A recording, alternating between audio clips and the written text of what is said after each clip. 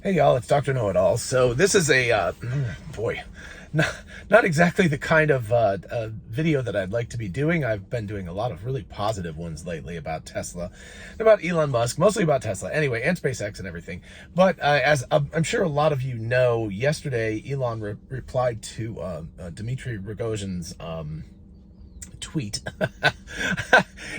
and he said, let's see, I'm reading it off of my Tesla, which is actually quite useful under these circumstances in the web browser. If I die under mysterious circumstances, it's been nice knowing you. And it sounds like, oh yeah, just Elon being Elon again. But this is something I've been really worried about ever since the Ukraine war started. He's responding to, and this is a translation into English from Russian. You can go find the original if you want to. But I'm going to just like delete a couple of words or substitute something else in here because I don't want this video to get taken down or anything. Yeah, that's like, I worry about that. You know, speaking of Twitter and all of these other things, I worry about having important videos taken down. So I'm going to skip words like that's, you know, fascist kind of word. So anyway, from Dmitry Rogzin, this is again translated into English. From the testimony of the captured commander of the 36th Marine Brigade of the Armed Forces of Ukraine, Colonel Dmitry Kormyankov, I hope that's relatively close, it turns out that the internet terminals of Elon Musk's Starlink satellite company were delivered to the militants of the blank Azov Battalion of the Ukrainian Marines in Mariupol by military helicopters. According to our information, the delivery of the Starlink equipment was carried out by the Pentagon. Elon Musk thus is involved in supplying the fascist forces in Ukraine with military communication equipment. And for this, Elon, you will be held accountable like an adult, no matter how much you play the fool. So... And again, Elon responded to that, if I die under mysterious circumstances, it's been nice knowing you. So, yeah. So, okay. So, first of all, if you don't know the sort of history of Russia, it is a very, there is a whole nasty history from the KGB to now the FSB. And remember that Vladimir Putin and many of his associates are old ex-KGB members. So, you know, so whatever the name of it is now, it doesn't really matter. These are people who have been trained in the art of the Cold War. And there is a list that is just monstrous of the number of people suspected of being assassinated by the Soviets and then by the Russians. And they're they're particularly quite good at, I think, is it polonium, but at like radiative poisoning and things that kill people. It's horrible. Anyway, I recently watched on Netflix, I think it was Kate, the movie Kate, and she was poisoned by polonium. But that seems to be an extra special, you know, specialty, but obviously other things too, and other means of assassination. It is remarkable. And I'm not absolving like the United States, for example. I know that the CIA was also involved in a good number of clandestine assassinations during the Cold War. But I just want to point out that when you get threats like this from people who are very high up in the Russian government, that it's not a joke. This is not something where it's like, oh, ha ha, you know, if I said something like that, I shouldn't say something like that. That's a horrible thing to say. But you could pretty much expect that nothing would happen following that. I would just be making a, you know, I'd just be kind of self-aggrandizing or something and just blowing a lot of smoke. But if somebody high up in the Russian government makes a threat like this, that actually takes on the force of decades of very, very scary behavior. So, so again, the circumstances are that Elon Musk, when the Ukraine war started, the obvious first thing that a military will do is to try to cut off communication for their adversaries, not just the military, but also civilians, because that means that you can propagandize, you can blast out your own information without anybody countermanding that, right? As long as it's only you that gives out the information, you can say whatever you want. You can say, we've won the war and you should throw down your weapons and come join us, and everybody loves us and everybody else in the country, you know, is backing us, so why are you not doing that? So that's the kind of thing that you can put out. And if there's nobody to say no to that, then people will tend to believe it. That's what happens. So Starlink has been absolutely instrumental in avoiding that situation in Ukraine, both for military and for civilians.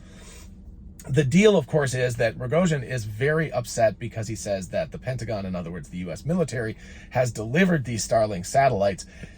There is, I think it's kind of a little bit of a facetious statement to say that, because it's not like these Starlink satellites were going to be delivered by FedEx in a war zone, right? It's not like they were going to call up DHL or FedEx and say, hey, can you deliver 500 Starlink receivers? That's nobody's going to do that except for the military. The other piece of this puzzle is that as opposed to the Russian government that pretty much owns all of the military like equipment and everything, in the US, everything that is made for the military is made by private contractors. In other words, you know, Boeing, Lockheed Martin, and on and on and on. There are a number of private players that provide the military with weapons, all the way from little stuff to night goggles to, you know, stealth aircraft to whatever you want. Those kinds of things are all supplied by private parties.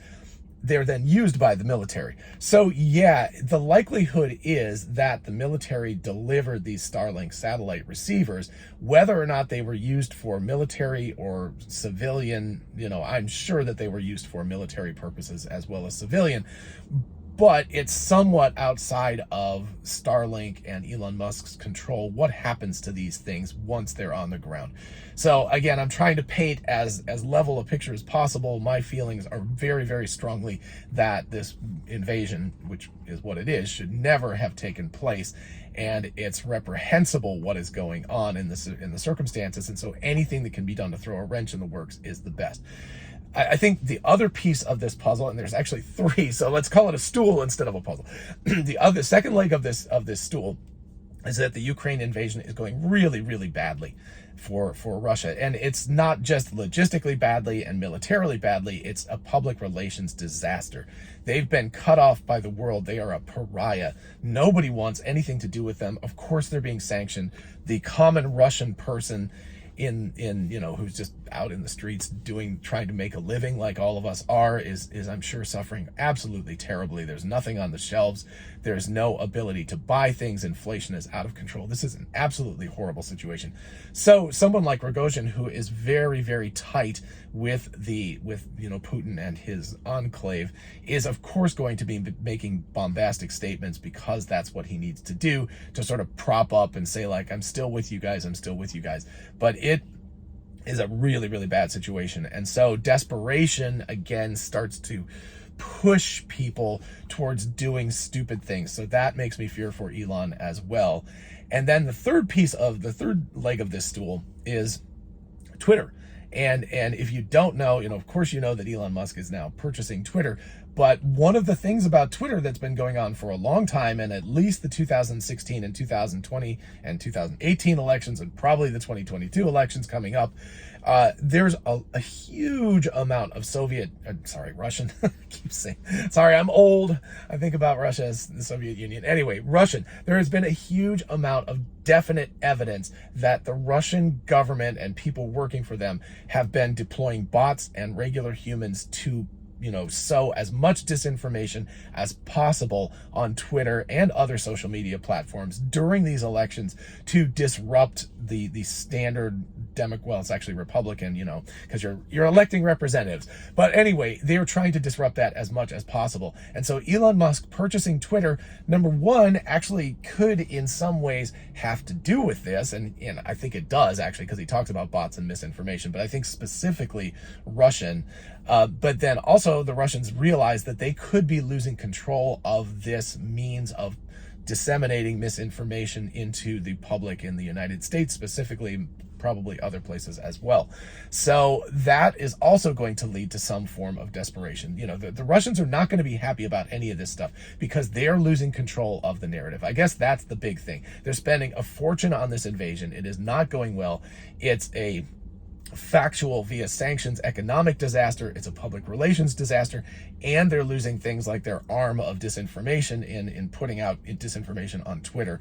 That could be going away as well. So what you're starting to see is kind of desperate rhetoric coming out of Russia right now. And the more bombastic, the more desperate, you know, the more that you kind of see these things. And of course, Rogozin has a history of not liking Elon Musk. And, you know, what broomsticks, trampolines, he's called SpaceX all sorts of nasty names. But anyway, it probably is not anything to be taken seriously because the guy likes to make big bombastic statements, but Russia has a really long history of killing people that they don't like, including journalists, and that is a very, very terrifying thing. So anyway, Elon Musk's mother was, you know, she tweeted out yesterday that she was like, don't say that, that's really, really scary, when Elon said it's been nice knowing you. So, you know, everybody listen to your mother, and Elon, take care of yourself. I'm really, really worried for you. I've been worried since the whole Ukraine war started and you got into the mix, and now I'm super, super worried. So I hope your security team is a really crack security team, and everybody stay safe out there, and I will have more positive news, hopefully about FSD beta 10.12 release notes coming very, very soon this week. In the meantime, everybody have a lovely day. I'm going to go to the gym. I will talk to you all later. Bye-bye.